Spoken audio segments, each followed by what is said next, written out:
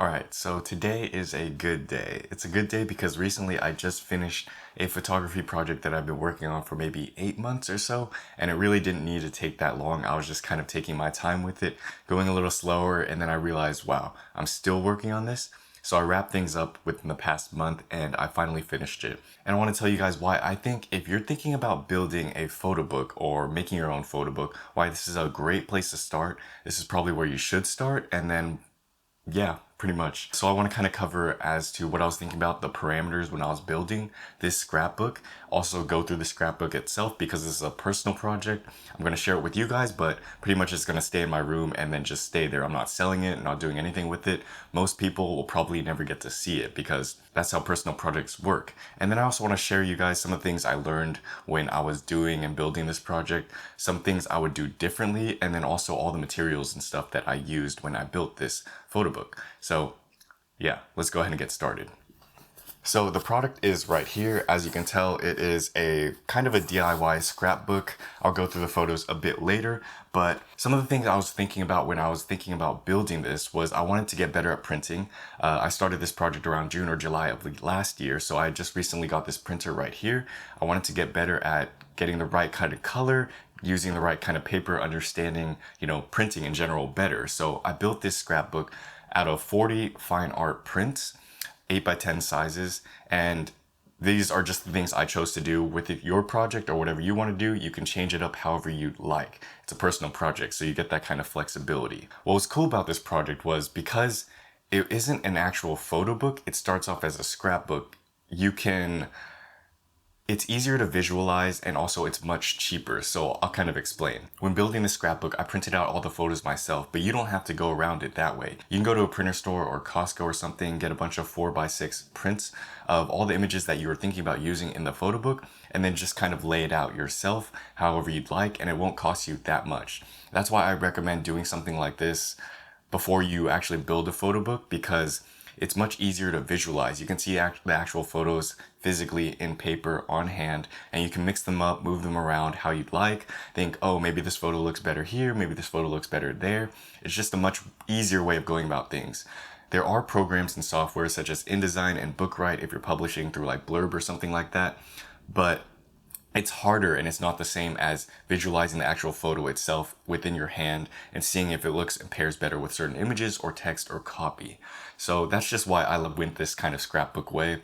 I think it was just much easier to do, and it's actually much cheaper. So if you're ordering or building a photo book from a publishing company or something like that, it's going to cost you a pretty penny, especially if you're just ordering one. Unless you're ordering in bulk or you're planning on selling a bunch of stuff, then you're going to have to order a test copy, and then you're going to order the actual copy or maybe another test copy or something like that. And it can get kind of expensive really fast, upwards of $50 to $100 or something like that, because you're paying for shipping and all that stuff. With a scrapbook like this, or if you're starting a scrapbook like this, it's really cheap, really simple. The binder, the archival binder that I'm using right here, I got for about $15 or $20 on Amazon. And then you don't have to do it the way I did it. I went the kind of expensive route by printing every single one myself and using high quality fine art paper. But honestly, I'll talk about it later, what I would have done differently if I had to go back. Honestly, you can just go to a cheaper place like Costco. The one nearby my house doesn't really print photos anymore, but maybe the one near your house does. You can get a bunch of prints and then just put them together, and I think it'll look just fine like that. This was kind of an open-ended project. I really wanted to build it over time, just add prints slowly week by week and pair prints together as I built them throughout the year. One of the parameters I had was that I would not use any pictures from Europe. My recent trip in Europe in November, I'm coming out with photos and films for that in the future. I'm still working on it. It's a long project, but I would keep things simple and just not stress too much. Just leave it open-ended, and that's the kind of intent I had with this project. So yeah, with that being said, let's go ahead and dive into the photo book and show you guys kind of the images that I chose, used, and how I sequenced it, etc., etc. All right, so let's go ahead and do this. Here we are. We've got the scrapbook right here. As you can tell, my overhead setup isn't the best, but this should be sufficient for what we're trying to do. Right here, I have about a 9 by 11, I think it is, archival binder. I bought this on Amazon for about $15 to $20. These are really nice because they have backing boards included, and they also have archival sleeves over the front. So as I open this, you'll see kind of what we're dealing with. So starts off very simple, classic photography project. What I did with this project was that I paired images. So the front will pair with the back. This was actually one of the last images I printed. And the back is just another picture of me out on a photography session. But yeah, I kept things very simple. It doesn't have to be anything complex or crazy, just something super fun. So as you can tell, the backing boards, they're sufficient thickness and the archival sleeves aren't bad. They kind of come loose here and there, but for this project, it was perfect. So moving on to the next set of images, I started with my first 2 prints I put on my website. These are images that I thought would be a good start to the project because they were images I really liked and they also held some sort of significant meaning. So that's what I decided to start with. This is a picture of Cal State Long Beach's pyramid. And then this is a paraglider out in San Francisco. All right, moving on to the next image. As you can see, each image is kind of paired side by side. So these ones will have some sort of significant relation or connection, and this one will as well. These are images from Success Lake. I shot this one in film. I shot this one digital with the Fujifilm. And these are some of my favorite images. I might release a print of this one because I just really like it. And yeah, moving on to the next one. We've got images from Lake Hume. This one, I kind of copped out on this one. I was intending on pairing this with something much more meaningful and significant with the way the water is going and the shifting moods, but I just opted out for a similar image, which, you know, it's all right. Next up, 2 images from Joshua Tree. 2 nice images from a river out in the Sequoias. I had friends that were trying to cross the river and whatnot, and it was just racing and super rapid, so I tried to show that through these images. These were shot on film, and I really liked the way they came out on print. These ones are interesting because it kind of shows what I really like about the Fujifilm X100V. I'm able to capture a significant amount of fall off with my friends here, 2 main subjects, and then also the background, you get a good amount of environmental context, but not too much like in a 16mm. So I really like these images as well. They were taken on separate occasions, of course, but they are 2 duos of my friends that I thought would pair together well in this kind of setup. Moving on, just some kind of environmental landscapes, what's it called? Architectural landscapes, buildings. I could have picked a better one for this one. So paper I used, I forgot to mention, if you guys can tell, this one is slightly more warmer, slightly more vanilla. This one is a lighter color. I thought these were the same paper. So when I ran out of this one, this is Hanamiel's Photorag Barita. I tried to pick up another pack. I ended up buying the Fine Art Barita, which ended up being like a whiter color and just, you know, overall less warm, a cooler tone. But the quality of the print is just as good. So I'm happy about that. I was kind of sad because I wanted to keep it to 2 papers. The other paper I used was, let me see if I can find one, was a photo luster paper from Canson. I believe this is it. And I wanted to keep it to these 2 papers to keep on that sense of duality within the photo book, but I kind of messed up. So whatever. All right, next image driving down PCH, image up in San Francisco. 2 coastlines, I thought they would fit well together. Image off the coast of a highway in Arizona when we were on the way to Grand Canyon. Super snowy, I thought these were super candid and I really liked them. Images from Sunken City with a friend. These were shot with the film simulation Portrait 400. And I think they came out really well. I actually really like this. These look really nice. These were some street photos I took when I was walking around Long Beach. Just kind of a nice aesthetic picture of a lady reading on the L. And then another architectural picture right here. I think overall I'm happy with the way these came out and paired together. So some images are paired together by photo sessions. So these were taken on the same session. But other images, like say, these ones, for example, were different days, different occasions, but I thought they had some sort of relation. Kind of wish this one didn't come out so cool, and I kind of wish this one came out a little more cool. But that's the best thing about this. If I wanted to, I could go back and reprint these and make adjustments if I wanted to. But we ain't got time for that, so moving on. A few self-portraits I took in this kind of abandoned warehouse that got graffitied up. I thought they looked nice, and I got kind of the framing just how I wanted it, so happy with those ones. As you can tell, each set of images are different from different sessions throughout the year. They don't really have entire relations to each other, but that was the point of this. I wanted to see what I can make by mix mashing a bunch of different stuff, because that's the idea of a scrapbook. It's supposed to be a scrapbook. Less so much of a photo book, but it's still a good exercise. This was taken with the X Pro 1. Met a guy on the street, asked me to take some photos.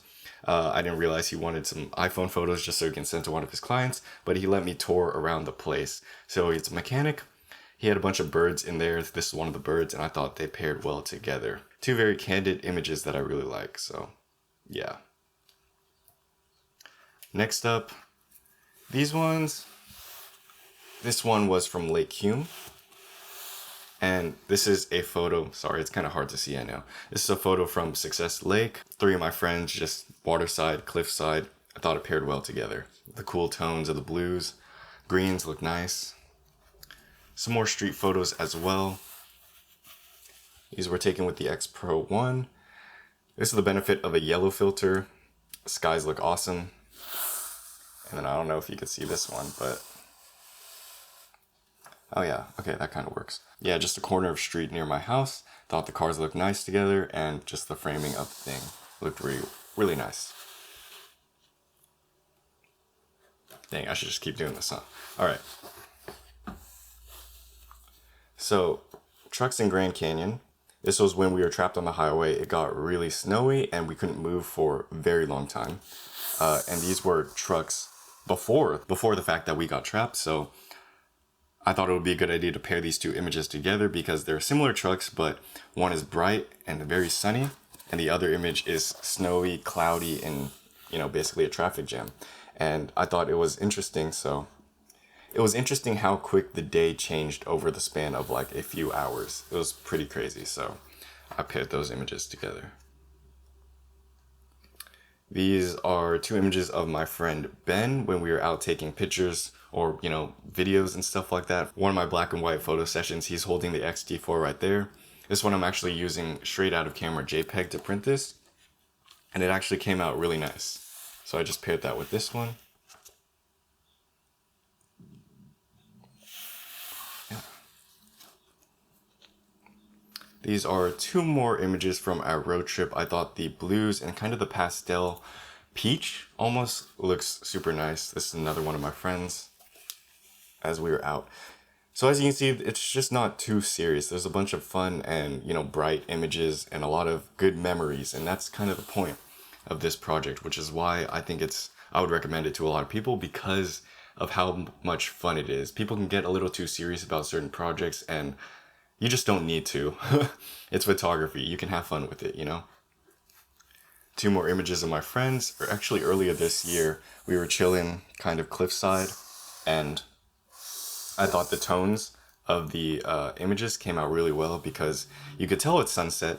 There's some heavy vignetting, some deep shadows and stuff like that, but that was kind of what I wanted to encapsulate with the mood, so we had that. And finally, as you guys saw, finishing off with this one. So that is the 40th page photography flip through fine art book, whatever you want to call it. Happy with how this came out. I do think I could have done a better job, but overall I'm pretty happy with the images used. And it's going to be something I'm going to keep on my bookshelf and remember for, I don't know, years to come. That's the point of these photography projects. Even if it didn't come out perfect, you can always look back on it and you'll still remember what you were thinking about when you were building that photo project, or what you were thinking about when you shot that image. And it's just a conglomeration of a bunch of images that I think hold significant and meaning to me, which is the most important part, because a lot of times people start trying to take pictures that are, you know, they don't have any attachment to, they don't really care about, but they are good street photos or they're like amazing pictures. But unless you have a vested interest in the image, I feel like personally it's a little less meaningful, if that makes any sense. I don't know if that makes sense, but yeah.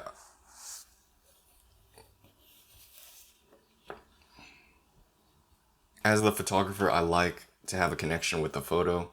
I know some photographers are a bit different and they treat photography a little bit differently, but to each their own, so just some food for thought.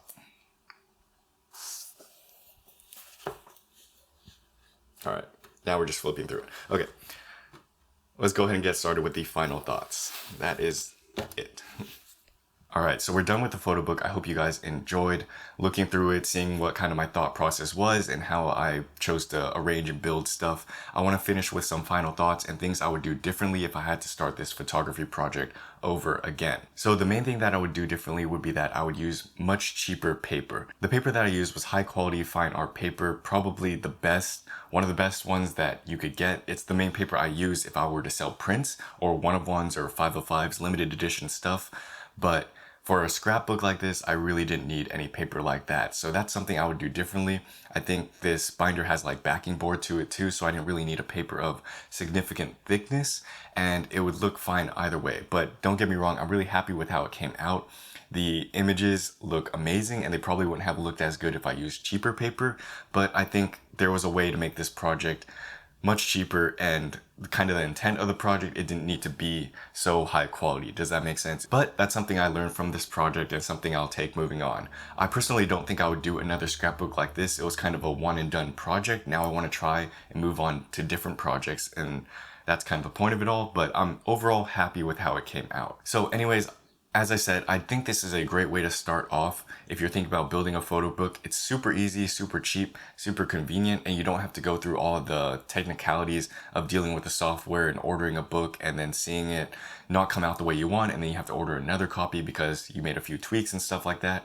This one you can kind of build slowly, time by time, and because it's a scrapbook, it doesn't have to be so serious. It's more open-ended. It's more to be for fun and your personal enjoyment. You know what I mean? So that's why I would recommend this for anyone who's thinking about starting a photo book. Start with a scrapbook. It makes it much easier, and then you don't have to be so serious about it. Book building is supposed to be a little bit more fun. Printing is supposed to be more fun, and then once you do complete it, you'll start to realize more of what you want to do differently and more of what you want to change in your future photography project, or if you want to build a photo book after that fact. You know what I mean? So I would recommend this for everyone. Consider trying it if you're interested in doing a little fun photography project. Anyways, that's it from me today, guys. I'll hopefully see you guys in another video. If you like this video, please like the video down below, subscribe to this channel for more photography stuff. Leave a comment if you have any questions or whatnot. I'll try and get back to you. And then yeah, thanks for watching, guys. I'll see you in another video. Peace.